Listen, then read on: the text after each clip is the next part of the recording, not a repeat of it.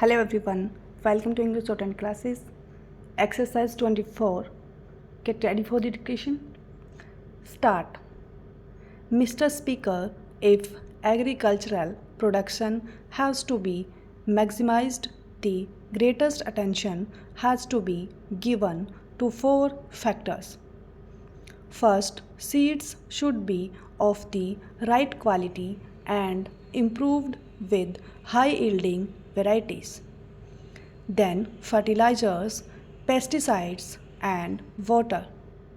As regards these four factors, it is interesting to see that government or the ministry does not appear to have paid any attention to certain malpractices that have crept into these matters. Take, for instance, seeds. There is no mention at all of the fact that a large percentage of these so-called improved or high-yielding varieties of seeds is adulterated. What steps has the government taken in this regard? Is it not of vital importance that seeds should be pure and unadulterated? Their effect on production is very great. Therefore, from this point alone, all possible steps should be taken to prevent adulteration. The farmer suffers because he spends money on costly seeds in order that he may get the best possible yield, but finds that the seeds are adulterated. Why has not government taken up this matter in its own hands? Every state government interferes in this matter. In fact, multiplication of seeds is done under the orders of the Agriculture Department in one state after another state, and yet when it comes at their quality control, adequate machinery does not exist. Then we come to the question of fertilizers. Again, these are of vital importance. What has happened? At one single stroke, government has doubled the prices of fertilizers and expects farmers so procure them in the required quantities, knowing fully well also that government fixes the prices of what they produce at a level which makes it impossible for the farmers to pay these high prices for fertilizers. The previous speaker referred to the Agricultural Prices Commission. The commission has fixed the price, say, of wheat at a certain level without taking into account the cost of production of the farmer. Yesterday, a member of the advisory committee to the Agricultural Prices Commission stated that he has sent in his resignation, for what use was it for him to remain on the committee if no importance was ever attached to the advice tendered on such a basic matter as cost of production? If cost of production is not taken into account, I would like to state here that it is difficult to see on what basis the Agricultural Prices Commission fixed the prices.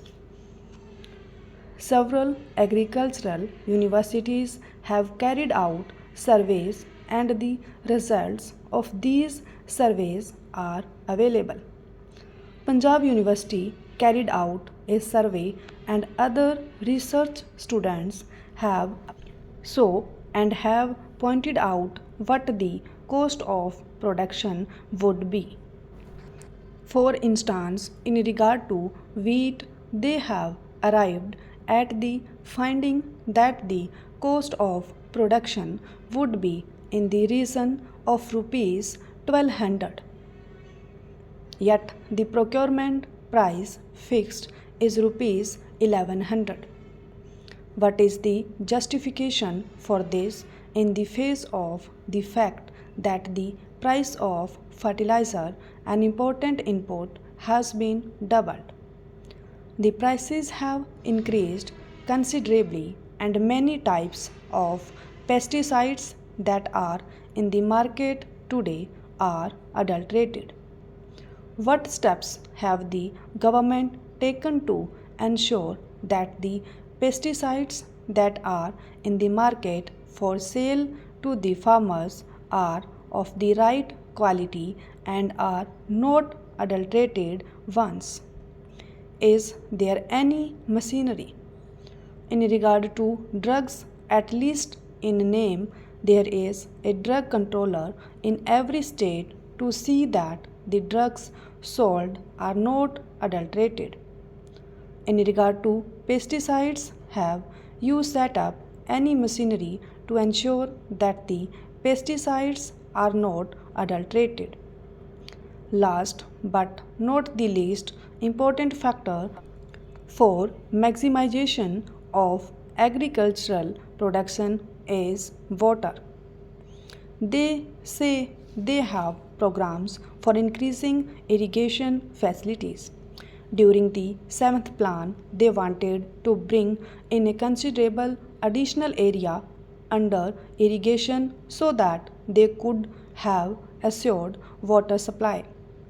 They have similar programs in the 5th plan. Why is it that a number of these projects are not completed within the time schedule that is laid down?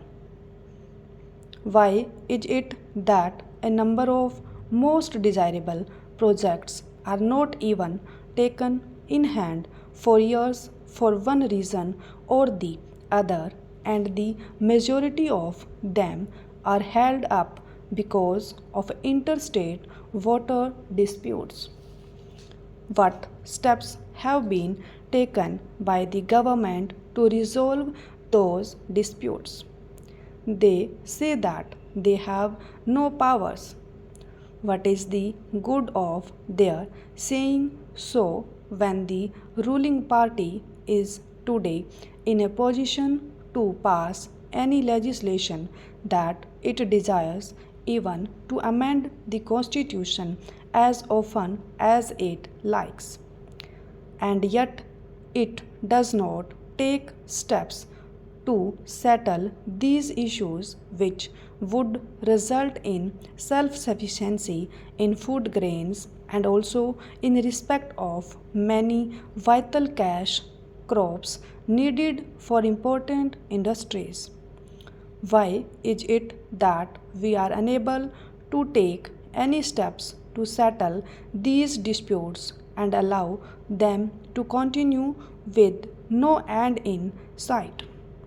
A little while ago, I think a statement was placed on the table of the House saying that there were 157 projects outstanding in the scheme. Stop.